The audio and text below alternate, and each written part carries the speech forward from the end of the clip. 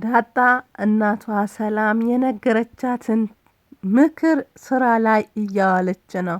አሁን ላይ ከናታን ጋር ለመቀራረብ እየሞከረች ነው።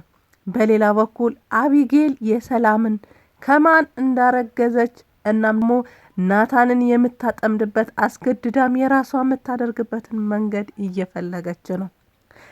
ታሜ ማለት የናታን እናት አባት ከነ ደረጀና ከነ ወይዘሮ ማዛጋ ለመዛመድ ቅርርባቸውን ወይም ጓደኝነታቸውን በጋብቻ ለማስተሳሰር እየሞከረ ነው። እናም አንድ ልጅ ዳርልኝ እንግዲህ ለልጄ ብሎታል ማለት ነው ለአቶ ደረጀ። አቶ ደረጀ ግን ትምህርታቸው ሳይጨርሱ እያለ ነው። ሰላም ለአቢጌል ባል የሚሆን ባል ነኝ ብሎ ተዋቋት የሚሄድ ሰው እየፈለገች ነው። ሰላም ጤና ስጥልኝ ውድ የዚህ ቻናል ተከታታዮች እንዴት ናችሁ?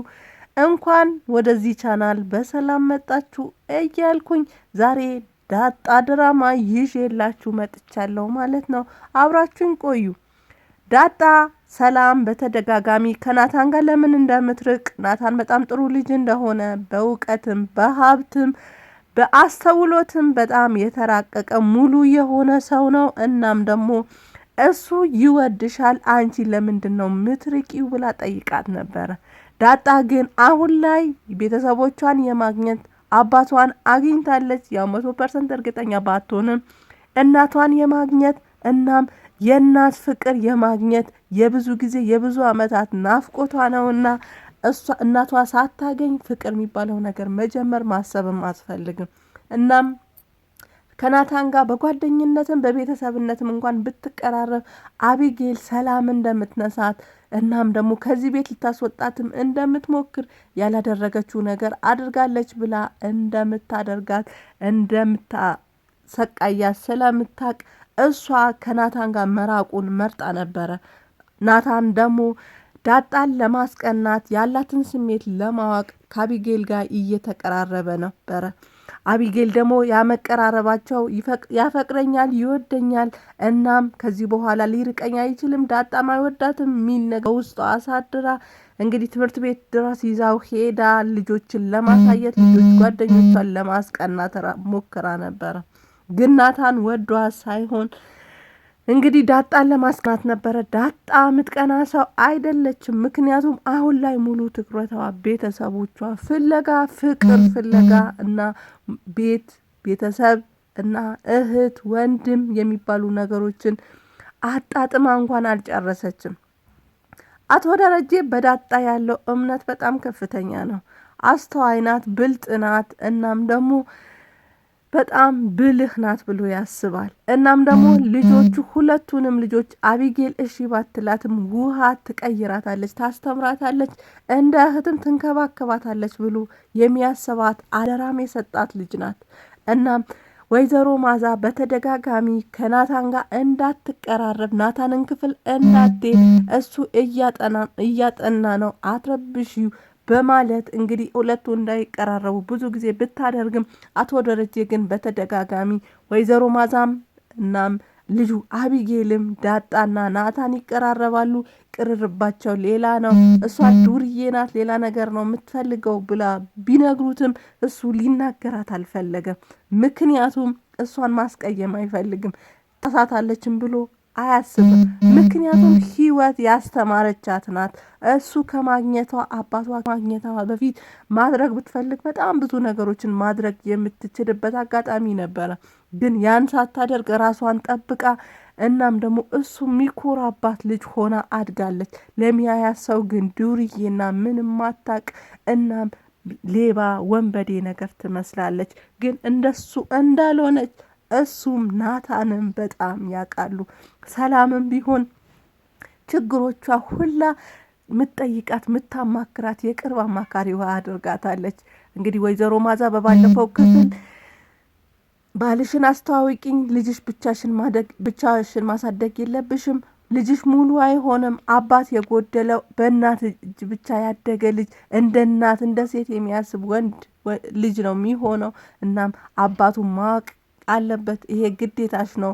እናም እኔ ትንሽዬ ፕሮግራም አዘጋጅቼ ለአጋባሽ ባይሆን እሱን እኔ ልጠይቀው ስልኩን ስጭኝ ብላ ስታጋፍጣት እንግዲህ እየሮጠች ዳጣ ጋር ነበረ የሄደችው። ዳጣንም እንግዲህ ባል ሚሆን ሰው ለእትዬ ባል ብሎ የሚተዋወቃት ሰው አምጪልኝ ብላ ስትላት፣ ለምንድን ነው እንደሱ የምታደርጊው? አንቺ ፈልገሽ እስካደረግሽው ደስተኛ እስከሆንሽ ድረስ ማንም አያገባውም። ለእሷም ቢሆን ምክንያት እንፈልግላታለን፣ እኔ ያስረዳታለሁ ብላ ይዛት መታ እንግዲህ ሰውየውን ልታገባው ልትተዋወቀው እንደማስፈልግ ልጇን ሊወስድባት እንደሚችል ነግራ፣ እናም ዳጣም እንግዲህ ወይዘሮን ማዛ አሳምናት ጥያቄዋን እንዳትጠይቅ አድርጋለች ማለት ነው።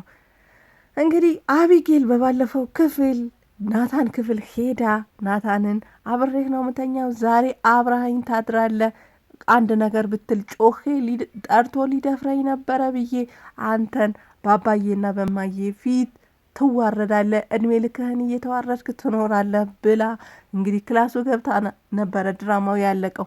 በዛሬ ክፍልም ናታን አስተዋይና ብልጥ ልጅ እንደሆነ እንግዲህ ሪከርድ ድምጿንም ሪከርድ አድርጎ ይኸው ያወራሽውን ሙሉ ሪከርድ አድርጌዋለሁ፣ አንድ ነገር ብትይ ራስሽ ነሽ የምትዋረጂው፣ እያንዳንዱ ነገሩ ተቀጥቷል እና ለእናትና ለአባትሽ አሳያለሁ፣ አሁን ውርደት ሳይከተልሽ ውጪ ብሏታል ማለት ነው።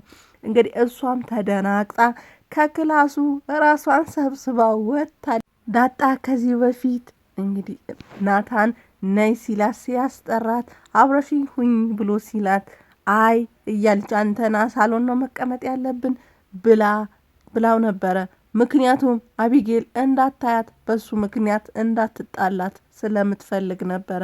ሰላም መክራት አቢጌል የፈለገችውን ለማግኘት ማጥቆት ፍረው ጉድጓድ የለም፣ በግድም በውድም ቢሆን የራሷ ማድረግ ትፈልጋለች። አንቺ ግን የራስሽን የሆነ ስጦታሽን የተሰጠች ስጦታን እየገፋሽ ነው። እናም የራስሽ አድርጊ፣ ሙሉ በሙሉ በሱ እኔ ተማመናለሁ ብላታለች ማለት ነው። ለናታንም ቢሆን የዳጣ ነገር በእኔ ጣላው፣ እሷ ምንም የምታውቀው ነገር የለም እና ዳጣን አንተ አሁን እያደረግከው ያለው ነገር አቁምና ሙሉ በሙሉ የእሷን ቀልብ ለመሳብ ሞክር ብላው ነበረ።